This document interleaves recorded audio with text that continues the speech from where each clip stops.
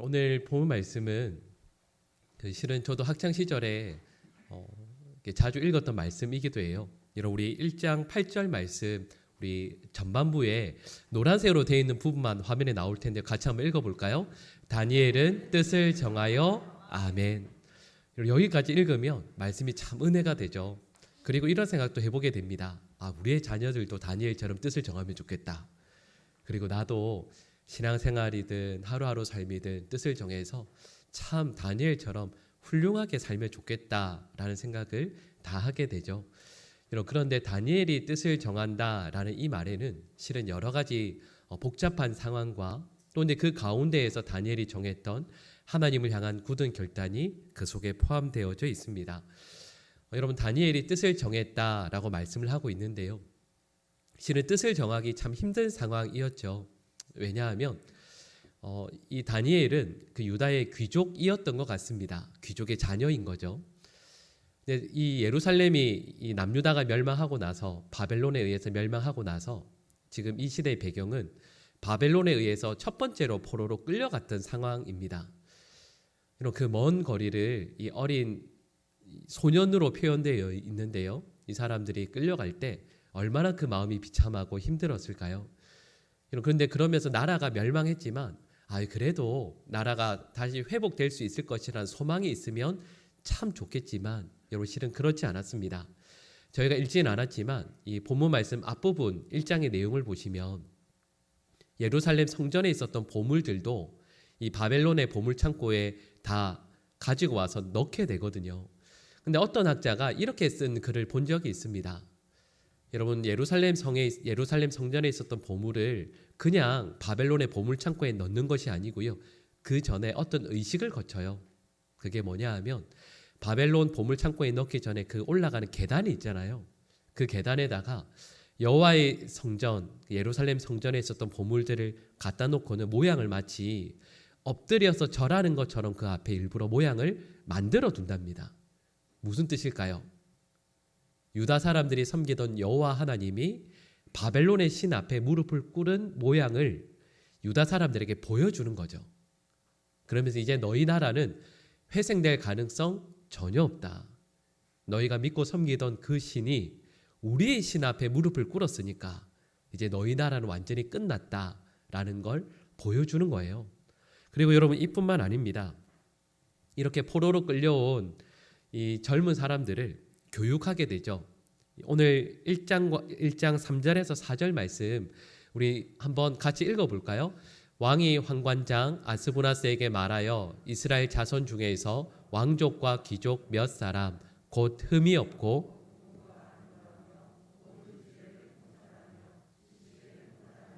학문에 익숙하여 왕궁에 설 만한 소년을 데려오게 하였고 그들에게 갈대아 사람의 학문과 언어를 가르치게 하였고 아멘.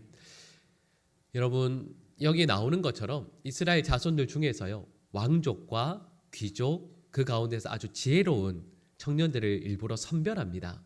그래서 4절 말씀에 나오는 것처럼 갈대아 사람의 학문과 언어를 가르치게 되죠. 여러분 이렇게 하면 우리는 이렇게 생각이 쉬워요.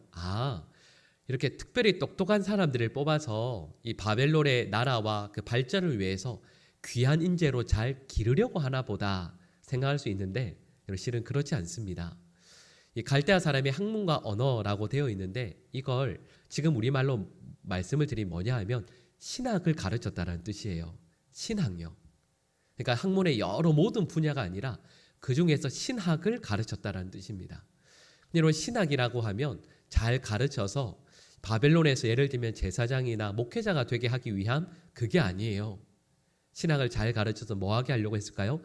점치는 사람으로 세우려고 했다라는 뜻이에요. 여러분 그리고 다니엘서 말씀 1장부터 쭉 읽어보시면 특별한 점이 하나 있는데 그게 뭐냐 하면 다니엘에 대한 말씀이 많이 나오잖아요.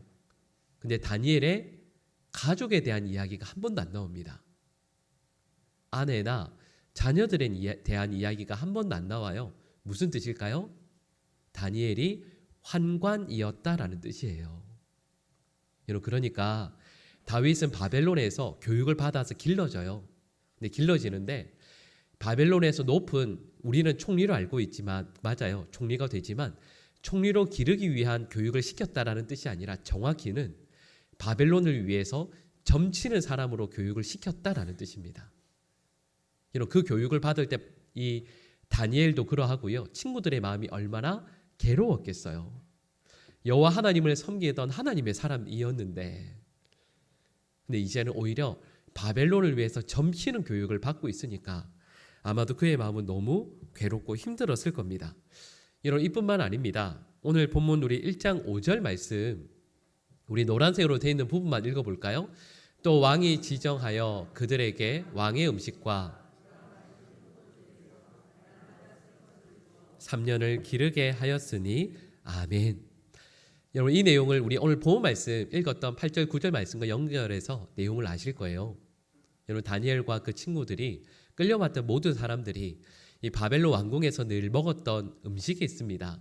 여기 보시면 왕의 음식 그리고 그가 마시는 포도주 이렇게 되어 있으니까 좋은 음식을 먹었구나 이렇게 생각하실 수 있지만 실은 그건 오해죠. 여기 나오는 음식들은 결국 뭘까요? 우상에게 바쳤던 음식이라는 뜻입니다. 이걸 먹을 때 원래 유다에 있었을 때는 절대 먹지 않았던 음식들이 있잖아요. 근데 그 음식을 먹게 하면서 이런 의미죠. 우상에게 바쳤던 음식을 먹으니까 이 다니엘을 비롯한 모든 끌려온 사람들은 그 음식을 먹으면서 하나님 앞에 부정하게 됩니다. 그리고 이 말의 의미는 이제는 하나님 앞에 도무지 설 수 없는 사람들로 만들어내겠다라는 뜻이에요. 하나님 앞에 서는 것이 이제는 염치도 없고 너무 부끄러워서 도무지 하나님 앞에 고개도 들 수 없는 영적으로도 육적으로도 더럽혀진 그런 존재로 만들어내겠다라는 뜻이에요. 여러분 이럴 때 이 사람들이 겪어야 했을 그 마음의 좌절 그리고 상처가 얼마나 컸을지를 우리는 짐작할 수가 있습니다. 예전에 그 독립운동 하셨던 분들의 어떤 글을 읽게 되었어요. 네, 이런 내용이 나왔습니다. 예를 들면 서대문 형무소에 끌려가서 온갖 모진 고문을 당하잖아요. 근데 가장 힘든 게 그 모진 고문으로 끝나는 게 아니에요. 고문을 받고 쓰러져 있으시면 그분을 데리고 소장방으로 데려가신대요. 소장방에 이렇게 가면 거기에 음식이 차려져 있는 거예요. 지금까지 그 감옥 안에서는 절대 맛보지 못했던 그런 음식을 그 앞에 차려놔요. 그리고 이렇게 이야기해요. 야, 이 음식 너희 어머니가 해오신 거야.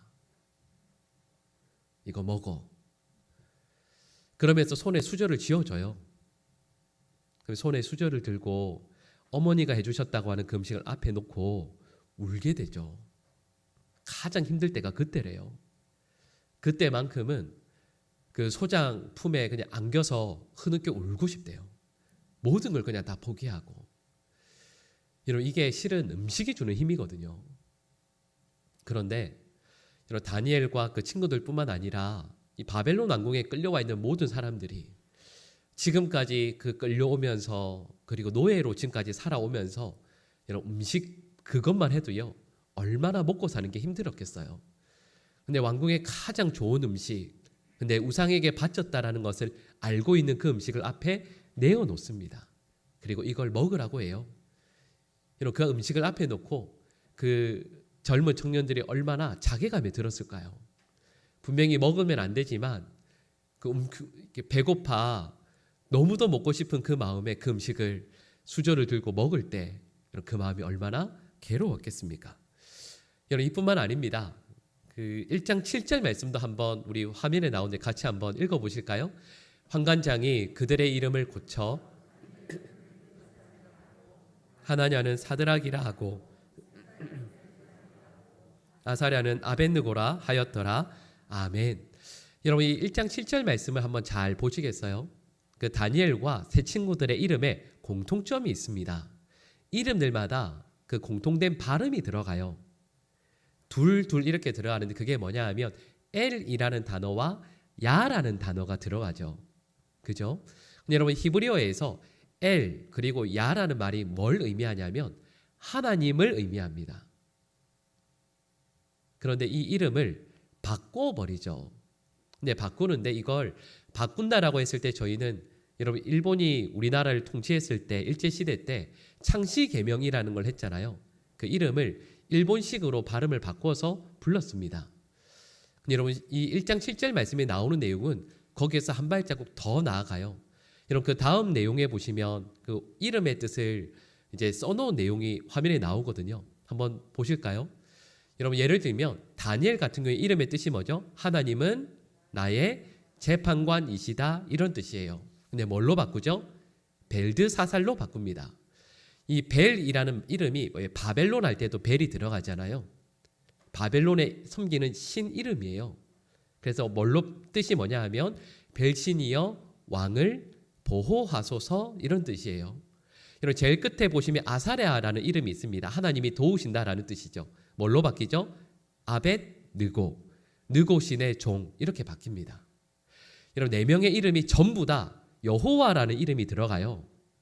네 명의 이름이 전부 다 어떻게 바뀌죠? 이방 신의 이름이 들어가는 이름으로 바뀌게 됩니다. 여러분 이 다니엘을 비롯해서 이 세 친구들이 얼마나 그 마음이 힘들었을지를 우리는 짐작할 수가 있어요. 이름이 불릴 때마다 항상 여호와 하나님을 떠올렸거든요. 근데 이제는 여호와 하나님이 아니라 바벨론에서 섬기는 신의 이름이 내 이름에 들어와 있다고요. 내가 그 신을 섬기는 사람, 그 신을 찬송하는 사람, 그 신의 힘을 힘입어 살아가는 사람이라고 불리게 됩니다. 여러분 이렇게 이름이 바뀔 때 그들의 마음이 얼마나 괴로웠겠어요. 근데 실은 여러분 제가 여기까지 말씀을 드릴 때 여러분 이런 생각 혹시 안 해보셨어요? 이 다니엘과 세 친구들의 이름이 이렇게 바뀔 때 이 내용은 실은 이 세상이 우리에게 하는 일과도 같습니다. 여러분 다시 생각해 볼까요? 여러분 우리 모두는 누굴 섬기는 사람들이죠? 여러분 이렇게 힘이 없으세요. 우리는 다 하나님을 섬기는 사람들이잖아요. 근데 여러분 세상은 우리에게 하나님을 섬기라고 절대 말하지 않습니다. 우리가 살아가는 세상은 그리고 우리의 자녀들이 살아가는 세상은요. 우리에게 우리 자녀들에게 돈을 섬기라고 이야기해요. 세상의 가치관이 그렇잖아요. 교육이 그렇죠. 분명히 우리는 하나님을 섬기겠다라고 이야기하지만 세상의 가치관은 우리의 영적인 존재의 그 이름에서 L과 야를 빼버려요. 그리고 거기에 뭘 집어넣죠? 돈을 넣어요. 돈을 섬기라고 하죠. 그리고 여기에 저항하는 것이 결코 쉽지 않습니다. 근데 여러분 우리가 살아가는 이 세계에서 물질에 저항해서 사는 것도 이렇게 힘든데 다니엘과 세 친구들은 여러분 세상에 저항해서 그 믿음을 지켜내고자 하는 것이 얼마나 힘들었겠어요. 근데 여러분 여기까지 제가 말씀을 드렸을 때 그래도 우리는 소망이 있죠. 하나님께서 우리와 함께 계신다. 하나님께서 우리를 지켜주실 것이다. 이런 소망을 품고 살아가면 이겨낼 수 있지 않겠습니까? 여러분 그런데요. 다니엘은 또 세 친구들은 그런 세상에서 살아가는 것이 실은 참 힘듭니다. 왜냐하면 상황이 아무리 절망적이라도 하나님께서 우리를 여전히 붙드시고 지켜주신다라는 믿음이 있으면 이겨낼 수 있거든요. 근데 문제가 있어요. 다니엘은 알고 있어요. 왜 유다가 멸망했죠? 하나님이 유다를 버렸기 때문이 아니에요. 유다 백성들이 하나님을 버렸기 때문이에요. 범죄했기 때문이거든요. 이걸 아니까 우리가 하나님 앞에 범죄해서 하나님께서 우리를 버리실 수밖에 없으셨구나. 여러분 저희가 읽지는 않았지만 오늘 본 말씀 앞부분에 보면 이런 내용이 나와요. 그 여호와의 성전에 있었던 여러 보물들, 기물들이 이 바벨론의 보물창고에 끌려왔다. 그래서 들어가게 되었다라는 내용이 나오잖아요. 근데 여러분 그 보물들이 누가 준비한 거죠? 다윗이요. 이런 성전에 있었던 그 모든 성전 기물들을 준비했던 사람이 누구냐면 여러분 다른 사람 아니에요. 하나님께서 그토록 사랑하셨던 다윗, 그리고 하나님을 그렇게 사랑했던 다윗이 준비한 거예요. 근데 그게 지금 어디에 와 있다고요? 바벨론 보물창고에 끌려와서 거기에 들어가 있다고요. 그거 보면서 다니엘이 무슨 생각했을까요? 하나님이 진짜 우리 버리셨구나. 하나님을 향한 소망을 품기가 정말 어려운 순간이 되어버렸습니다. 어떤 분들은 이렇게 말씀하신 분들도 분명히 계실 거예요. 여러분, 이 사람들이 바벨론에 끌려와서 몇 년 만에 다시 돌아가죠? 70년 만에 다시 돌아갑니다. 이렇게 말씀하실 수 있겠죠. 아니 목사님, 그 사람들 70년 만에 다시 돌아간다는 소망이 분명히 있지 않았을까요? 그거 믿지 않았을까요? 그럼요. 그런데요, 우리 다니엘 9장 2절 말씀 같이 한번 읽어볼까요? 우리 화면에 나오는데 같이 읽겠습니다. 곧 그 통치 원년에 나 다니엘이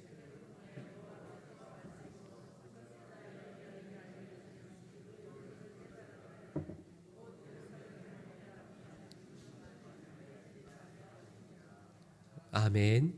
여러분, 이 다니엘 9장 2절 말씀을 보시면 이렇게 포로로 끌려온 지 70년 만에 다시 예루살렘으로 하나님께서 돌려보내신다라는 약속의 말씀을 다니엘이 깨달았다, 알게 되었다라고 말씀해요. 그러니까 다니엘이 믿을 수 있었겠구나. 근데 문제가 있어요. 9장 2절 앞부분에 뭐라고 되어 있죠? 곧 그 통치 원년이라고 되어 있잖아요. 이때가 언제냐면 다니엘이 포로로 끌려온 지 67년째 되는 해입니다. 그 말은 무슨 뜻일까요? 다니엘이 67년 동안 70년 후에 예루살렘에 다시 우리를 돌려보내실 것이다라는 내용을 몰랐다라는 뜻이에요. 다니엘은 67년 동안 이 예레미야를 통해서 주신 말씀의 내용을 몰랐습니다. 67년 동안 소망 없이 살았다라는 뜻이죠. 그러니까요, 제가 몇 가지를 길게 쭉 말씀을 드렸잖아요. 이 내용을 한마디로 말씀드리면 이거예요. 다니엘은 뜻을 정하기 어려운 순간을 살았다라는 뜻입니다. 여러분, 뜻을 정해서 뭐 하겠어요? 하나님을 향해서 뜻을 정해서 뭔가 생기는 이득이 없어요. 내가 이 땅에서 출세하는 것도 아니고 오히려 뜻을 정하면 불이익을 당하겠죠. 하나님을 향해서 뜻을 정하면 불이익 당할 것이고 돌아갈 것도 아니고 도무지 소망이 없습니다. 그런데 다니엘이 무슨 뜻을 정하겠어요? 여러분, 그런데 오늘 우리 1장 8절 말씀 다시 한번 읽어볼까요? 우리 같이 읽겠습니다. 다니엘은 뜻을 정하여 왕의 음식과 그가 마시는 포도주로 자기를 더럽히지 아니하리라 하고 자기를 더럽히지 아니하도록 환관장에게 구하니 아멘. 자, 여러분, 이 말씀의 앞부분에 이렇게 말씀을 해요. 다니엘은 뜻을 정합니다. 말씀드렸던 것처럼 하나님에게 뭔가 내가 이득을 얻어서가 아니에요. 모두가 하나님 뜻대로 살기를 주저합니다. 거부하죠. 하나님 뜻대로 살면 뭔가 얻는 것도 아니에요. 그리고 다니엘도 알아요. 제가 좀 전에 말씀드렸던 그 내용의 뜻이 뭐냐 하면 하나님께서 이스라엘 향해서 유다 백성들을 향해서도 마음을 닫으셨구나. 돌아갈 소망이 없구나. 이제 우리 진짜 끝이구나. 여러분, 그런데 그때 다니엘이 결단해요. 1장 8절 앞부분에 나오는 것처럼 그럼에도 불구하고 다니엘은 하나님을 향해 뜻을 정합니다. 근데 하나님께서 마음을 닫으셨다라고 말씀을 드렸잖아요. 유다를 향해서 하나님께서 마음을 닫으셨는데 참 이상하죠. 다니엘서 말씀을 1장 1절부터 쭉 읽어보면 알게 되는 게 있어요. 하나님의 시선이, 하나님의 마음이 예루살렘 성전, 예루살렘 성벽 여기에 있지 않으세요. 어디에 있으시냐면 하나님을 향해 뜻을 정한 바벨론 왕궁에 다니엘이 살아가는 바로 그곳에 하나님의 시선이 머문다라는 것을 알게 됩니다. 여러분, 그런데 다니엘이 뜻을 정했다라고 하니까 여러분, 저희가 오해하기 쉬운 게 있어요. 오늘 본 말씀의 핵심 내용이에요. 저희는 오해해요. 누군가가 뜻을 정했다라고 하면 뜻을 정해서 엄청난 일을 하겠구나. 다니엘이 뜻을 정했으니까 이제 뭘 해야 될까요? 유다의 독립운동을 할까요? 아니면 이 다니엘처럼 똑똑한 사람들을 모아서 우리 열심히 공부하자. 열심히 공부해서 우리 유다 다시 회복시켜야지. 아니 하나님 믿는 신앙을 이 땅 가운데 널리 퍼뜨려야지. 우리 이렇게 쓰러져 있으면 안 돼. 야, 우리 열심히 공부해서 출세하자. 출세해서 지금은 어쩔 수 없지만 숨죽이고 있다가 이 바벨론을 여호와 신앙이 있는 하나님의 나라를 만들어내자. 여러분 이럴 것 같죠? 여러분 다니엘이 뜻을 정해 산 게 뭐죠? 우리 읽었잖아요. 네, 음식을 하나님께서 원하시는 음식 먹는 것으로 정해요. 대단한 게 아니에요. 뜻을 정했거든요. 여러분 하나님 앞에 뜻을 정했다고요. 그럼 놀라운 일을 해야죠. 근데 그게 아니에요. 여러분 아침 드셨어요? 아침은 안 드시는 분도 계실지 몰라도 점심은 드실 거잖아요. 그죠? 저녁 드시잖아요. 근데 무슨 얘기냐면 다니엘은 음식 먹어요. 근데 뜻을 정해요. 음식을 먹는 그 순간에도 뜻을 정하잖아요. 그러면 하나님께서 함께 하세요. 하나님의 마음과 시선이 바로 그 자리에 머무시는 거죠. 여러분 실은 다니엘은 선택권이 없었습니다. 아까 제가 쭉 말씀드렸던 것처럼 공부할 과목을 선택할 수도 없어요. 진로도 선택 못해요. 선택할 수 있는 게 너무 없어요. 선택할 수 있는 것 자체가 한두 가지밖에 없어요. 근데 그 한두 가지의 뜻을 정해요. 그리고 하나님을 초대해요. 여러분 음식을 바르게 먹겠다라는 뜻이 뭘까요? 지금 우리 신앙의 용어로 말하면 음식을 먹는 거기에도 하나님을 초대하는 거예요. 하나님께서 원하시는 걸 음식 먹는 그 자리에서도 이루어내기 위해 애쓰는 거죠. 제가 그 신학교 와서 섬겼던 교회 중에 작은 교회가 있습니다. 저기 금호동에 있는 한 150, 성도분들이 한 150여 명 되는 교회였어요. 근데 그 담임 목사님께서 제 생각에는 아마 이 4월쯤이었던 것 같아요. 제가 늘 거기서 유치부 교사로 섬겼거든요. 그래서 일부 예배 드릴 때 항상 여기 제일 앞에 요쯤에서 앉아가지고 목사님 설교 말씀을 다 이렇게 적고 그랬었는데 그 목사님께서 설교를 하시다가 시작을 이렇게 말씀하셨어요. 저희도 지금 대신방 하고 있잖아요. 목사님께서 우리 교회 대신방 하고 있는데 이런 일이 있었다라고 하시면서 이제 금호동에 이제 어려운 집이었는데 그 참 어려우신 집사님 댁에 가서 이제 예배 드리고 그러니까 이제 30년 전이니까 이제 식사를 집에서 준비를 해주셨어요. 예, 어려운 형편이지만 식사를 이렇게 쫙 이렇게 준비를 해주셨는데 목사님께서 가정을 위해서 축복하는 기도해 주시고 이제 수저를 들어서 음식을 먹으려고 하는데 갑자기 머릿속에 생각이 탁 나는 게 뭐였냐면 그 목사님 할아버지께서 신사참배 거부하시다가 순교하신 분이셨거든요. 목사님이셨어요. 근데 갑자기 마음에 드는 게 이런 거였어요. 예수님은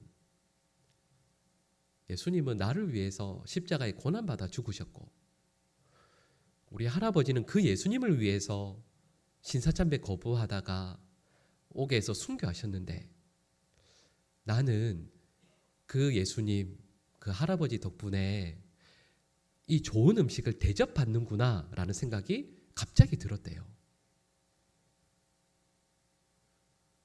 여러분 그 생각이 드는데 어떻게 음식을 먹어요? 근데 목사님께서 수저를 거기에 내려놓고 갑자기 펑펑 울기 시작하신 거죠. 제일 누가 먼저 놀랐을까요? 그 집사님이 놀라셨겠죠. 아니 음식이 이토록 감동할 음식 정도는 아닌데. 근데 제가 그 말씀을 들으면서 그 설교 노트에 이제 쓴 게 있었어요. 그 목사님께서 그런 말씀을 하신 건 아니었지만 식사하는 순간에 예수님을 초대하면 식사하는 바로 그곳에 나의 예수님을 초대하면 그것이 바로 은혜의 자리가 되는구나. 여러분 제가 좀 전에 웃으면서 이렇게 말씀을 드렸지만 우리 모두는 실은 선택할 수 있는 게 참 많아요. 여러분 식사도 웬만하면 하실 거잖아요. 그죠? 식사도 하실 것이고 예배도 실은 선택하실 수 있죠. 아침에 일어나서 씻고 예배 자리로 갈지 말지도 선택하고 또 그래서 이 자리에 앉으신 거죠. 여러분 이 자리에 앉으실 때에도 선택하실 수 있습니다.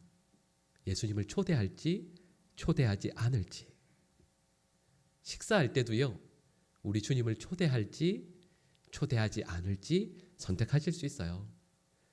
우리 찬양대 늘 오늘도 너무 은혜로운 찬양 해주셨는데 찬양 연습하시고 이 자리에 서실 때에도 늘 선택하실 수 있어요. 여러분, 가족들의 얼굴을 만날 때에도, 잠자리에 들 때에도 선택하실 수 있어요. 예수님을 그 잠자리에 드는 그 순간 초대할지 초대하지 않을지.